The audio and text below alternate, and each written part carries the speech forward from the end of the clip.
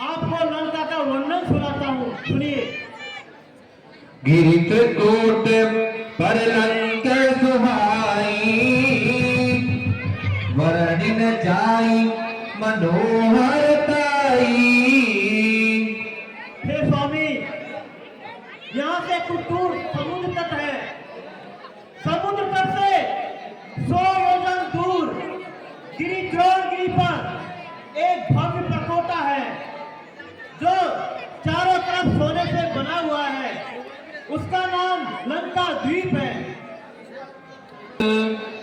हे प्रभु, हे दीन बंधु, वो सोने का प्रकोटा अद्भुत है। चारों तरफ बड़ी बड़ी अरगलाएं हैं और उस लंका के 4 दरवाजे हैं। 7 कोट है ताम्र के, चांदी के सुने को, जात रूप गेहूं युक्ते, माणिक कोटि सुओट। हे प्रभु, उसकी सुंदरता इस संसार में अद्वितीय है, क्योंकि वो सोने के समान चमकती है। साथ ही चारों दिशाएं, चारों दरवाजे बहुत मजबूत है। पश्चिम दिशा की ओर अशस्त्र का भंडार है, जिसे महाराज लंकेश स्वयं निगरानी रखते हैं। चारों दरवाजे की ओर बड़ी बड़ी गहरी खाइयां हैं, जिसमें मगर आदि ग्रह भरे हुए हैं। शतयोजन में पुरी सुहाई, घनी बसती अतिशय रघुराई। हे रघुवीर, यहाँ से 100 योजन दूर वो अभेद दुर्ग बड़ा अद्भुत है।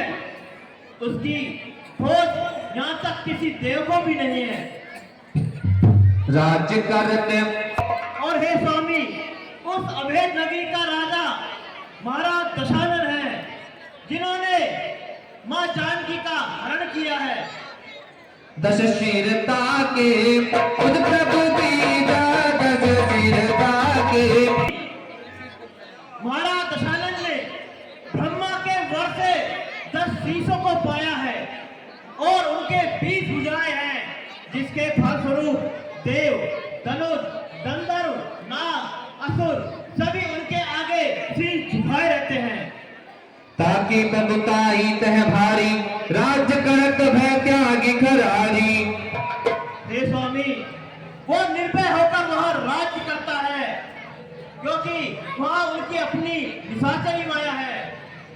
चलिए अब प्रभु विलंब न कीजिए, चले अब प्रभु विलंब नहीं कीजिए, कनक सुता को धीरज दीजिए। हे रघुकुलनाथ, अब आप विलंब न कीजिए, शीघ्र वानर सेना को आज्ञा दीजिए, ताकि माता सीता को वहां से बंदी छुड़ा सके। तुम बिनु सिय महादुख पावत, नाम पाहरो दिवसन सी।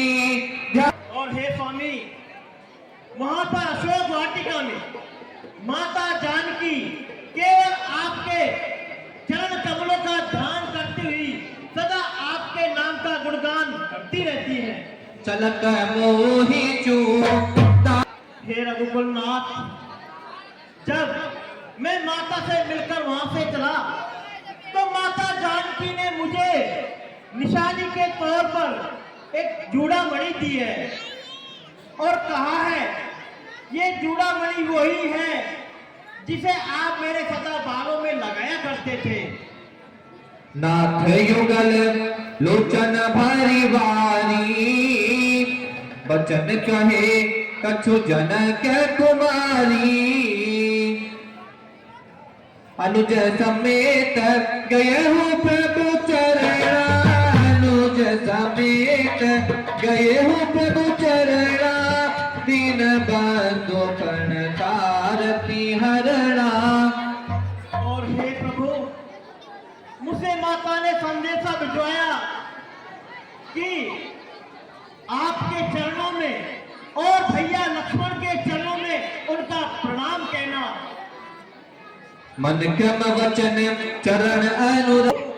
हे स्वामी, माता ने मुझसे कहा है कि मैं मन क्रम वचन से उनके चरणों की दासी हूँ।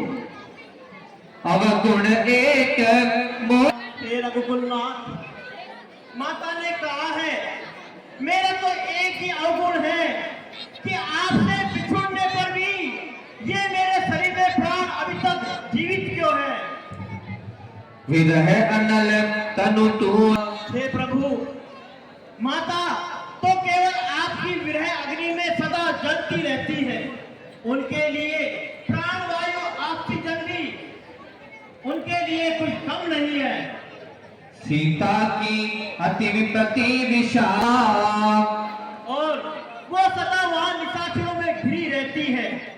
उनकी विपत्ति बहुत बड़ी है। वो अपने मन की दुखी व्यथा किसी से कुछ कह भी नहीं सकती। निमिष निमिष कर। हे प्रभु, माता वहां पर फुट फुट कर जीती रहती है। मेरी आपसे विनती है, अब आप विलंब न कीजिए। हम वानर वीरों को आज्ञा दीजिए ताकि लंका पर चढ़ाई करके माता जानकी को ला सके। सुनु कपितो ही समान उपकारी, नहीं कहूँ सुर नर मुनि तनुधारी। हे हनुमान, इस संसार में कोई भी नर मुनि जन तुम्हारा जितना उपकारी नहीं हो सकता। तुम्हारे लिए प्रति उपकार में क्या कर सकता हूँ। मेरा हृदय तो सब प्रकार से तुम्हारे सम्मुख नहीं हो सकता। सुनु कपितो। हे हनुमान, मैंने अपने हृदय में विचार के देख लिया है। मैं इस संसार में कभी भी तुम्हारा ऋणी नहीं हो सकता। पुनि पुनि कपहि चितव सुर ग्राता, लोचन नीर पुलक अति गाता। ताहि भगवन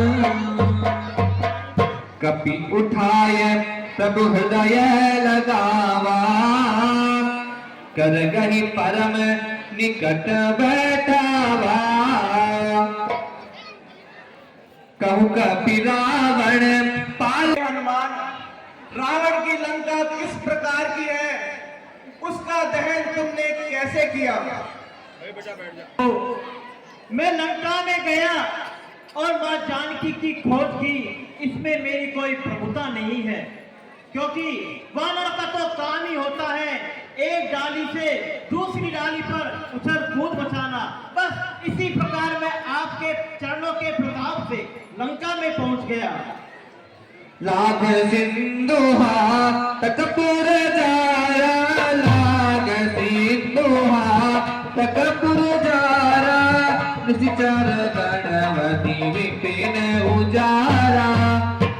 हे स्वामी, मैंने आपके चरणों के प्रताप से वहां की अशोक वाटिका को उजाड़ा ताकि मैं निशाचरों के बल बुद्धि की था ले सकूं।